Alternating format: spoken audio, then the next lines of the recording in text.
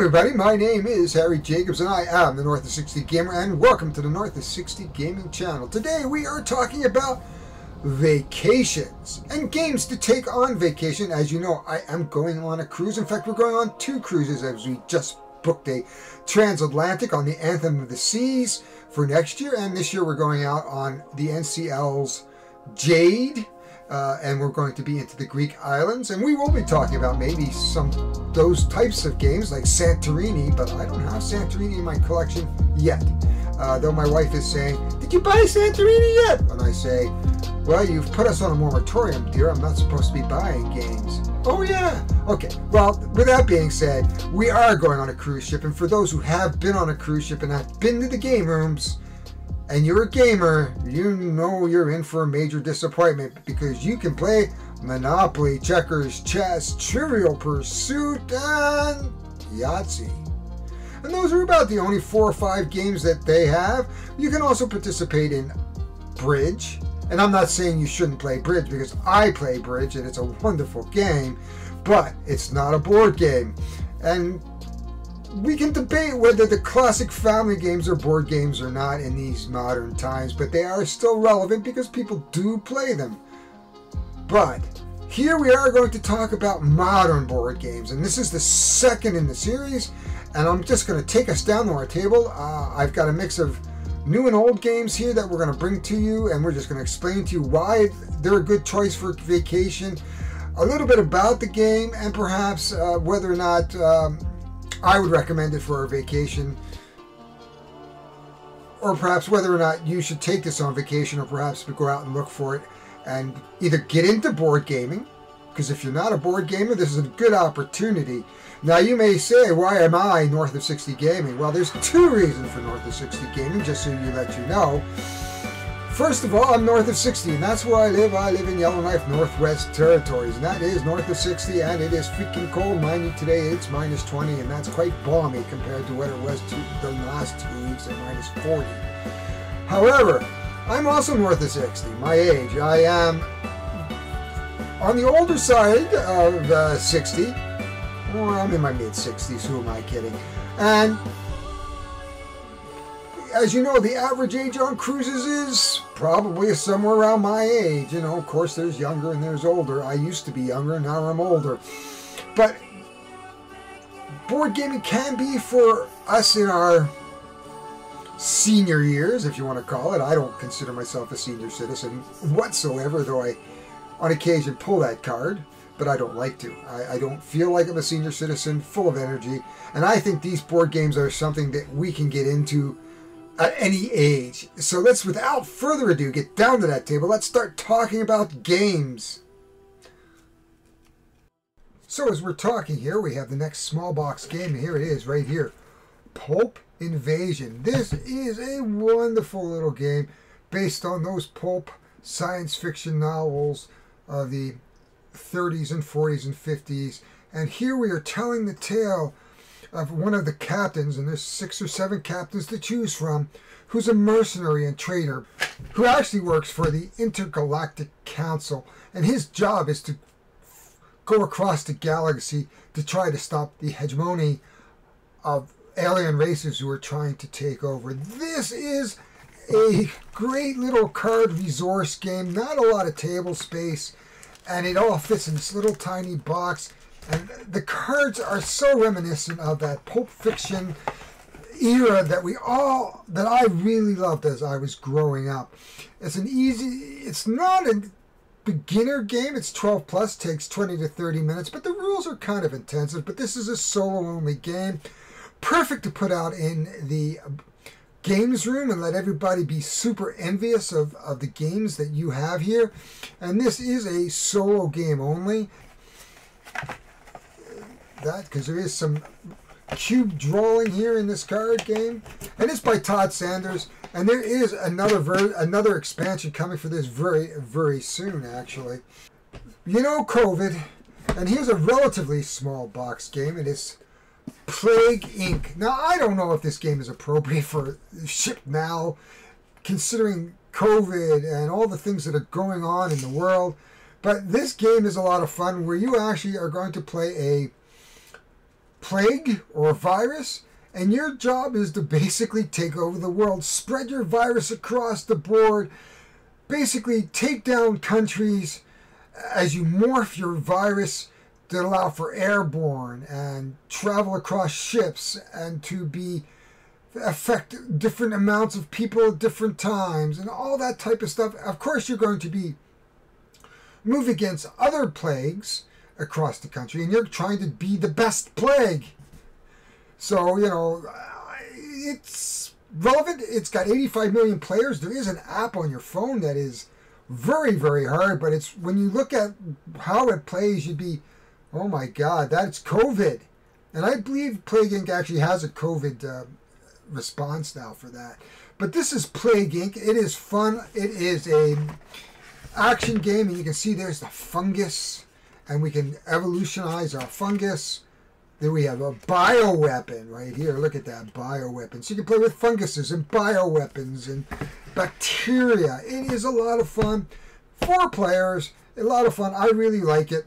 And there is a expansion in here as well that adds a little bit more to it.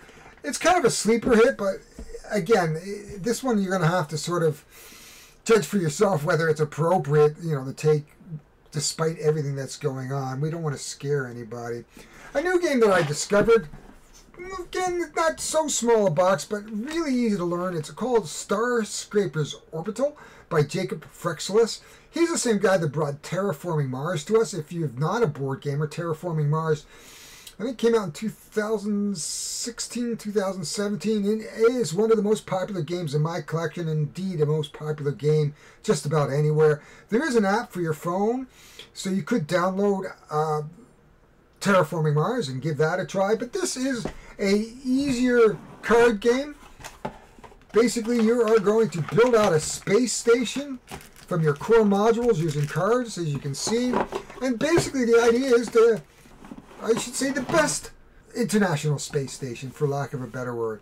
And that's Starscraper Orbital. I would say that this game is a filler game, very, very easy to learn. A little harder maybe to master, but it does take up some table space. You'll be the envy of that games room for sure if you play this particular game, for sure. I played it solo. I do not recommend it as a solo play, but I do recommend it for a multiplayer. I think there's a lot to offer here.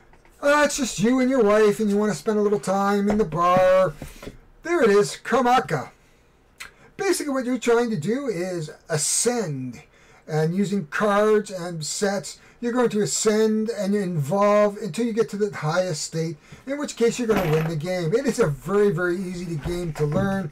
My wife and I played it on the last vacation we took a couple years ago.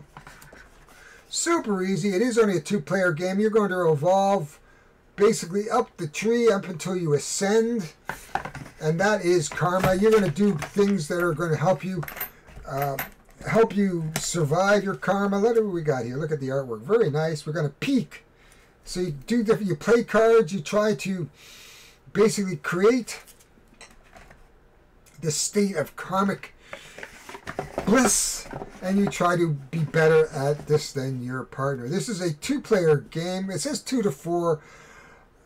Probably better to be on the 2-player size. It is very good for a 2-player. I've never tried it for ages 14 and up, and it is an award-winning game. You can see up on the side. So I would highly recommend Karmaka. This is a sleeper hit. You don't find it very often. We just tripped across it and went, geez, this is kind of cool, and we bought it. I always look for some interesting games that aren't always mainstream, and this certainly is not a mainstream game, but this is a nice little game. There's really not a lot of take that to it. It's calm. You can play it over beers and just have a good time with it. Now, this one's still in shrink, so I have not taken it out of shrink wrap yet. We talked a little about the Raiders of the North Sea last time. This is Raiders of Scythia. So let's take in all the good stuff that's in Raiders of the North Sea, including the expansions, and try to condense it down a little bit. And while this game is in a smaller box, it is hefty. So there's a lot in this box. It's 2 to 4 players, easy to learn. Renegade Game Studios makes some fantastic games. I also have the metal coins for it. And we're going to show you this. I do want to play this and teach you how to play this. So check back on my channel in a few weeks and you'll probably see me going through this, the setup and the unboxing and the play, and mainly the solo play, but it's basically the same game except there's an Ultima who will challenge you. And basically what's going to happen is it's a worker placement resource management, and what you're going to do is you're going to raid. You're going to play one of what we call a meeple. You're going to do an action. Then you're going to take up a meeple, do that action. You're going to raid up here to get more resources, and so you can come back down here and get points and boast about it and all those types of mechanics. I can't tell you 100%, but I know that from a standpoint of the Raiders of the North Sea, this is a good game because every reviewer so far has said that, and I believe them, especially the reviewers I look at. Last thing I want to look at, so we talked a little bit about Terraforming Mars, and we're going to bring this down to the table. And this is the Terraforming Mars card game by Jacob Firaxis, Nick Little, and Sidney Engelstein. And this is a condensed version of Terraforming Mars. It's small box. It has to do with cards. There's some follow-along actions. Everybody does an action or picks an action, and then you do the actions. And it's very similar to Terraforming Mars, except without a lot of the overhead of the actual big, huge map. And it's a lot of fun. Let's just see if we can pull it in the box. There we are. There's the box there. It's right there. You can play 1 to 4 players. 14 and up takes about an hour. And really we have an abstract Mars where you're measuring certain things. You've got an O2 level. You've got temperature. And then you want to basically get water. And then you use your cards to do different things during each turn. The turns are fast. You can play this a couple of times. So much fun, and a great quality game. That is Terraforming Mars Ares Expedition. I do have a Terraforming Mars big box edition out there, so if you want to take a look at that, that's certainly out there. But I would, if we're going on a cruise, I would take any one of these games: Terraforming Mars, Raiders of Scythia, Karmaka, Orbital, Plague Inc. if it's appropriate. Certainly Pulp Invasion. Look at that artwork. I love that. These make up great travel games. Now, I am not taking all of these games. And again, I have not gotten down to the point where I've actually selected the games that I want to play. But I'm narrowing it down and showing you some options if you want to play games while you're out there. Maybe you're a gamer. And you're just saying, wow, geez, do people travel with games? Yeah, they do. They travel with games, and these games are the ones they travel with. Among others, people bring bigger games. I went on a cruise where a guy bought Terraforming Mars. I'm going like, wow, that's too much space. I'm only bringing a backpack with me, actually, on the cruise. I may have room for maybe one game, which probably will be Raiders of Scythia as the big game, and then a couple of these smaller solo games that I want to bring around. And I'm probably going to get a dungeon crawler. I have tiny epic dungeons coming, and that should be here any time the next week. I'm hoping to learn that and get that to the table because I love dungeon crawlers. But that is it for now. If you like what you see, please consider hitting the like button. I should say, please consider hitting the like button. Click subscribe if you would. If you want to see more of this content, don't miss it by getting notifications. If you have any comments, please leave the comments down below.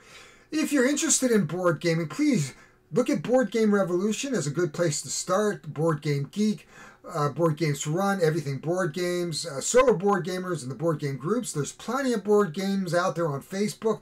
Get in, dive in, ask people. Get some recommendations. You'll figure out what you like, I promise you. That, or you can play what's on the ship. Nothing wrong with Monopoly. But don't say that to modern board gamers. Anyway, I am out of here. We will talk to you the next time. My name is Harry Jade.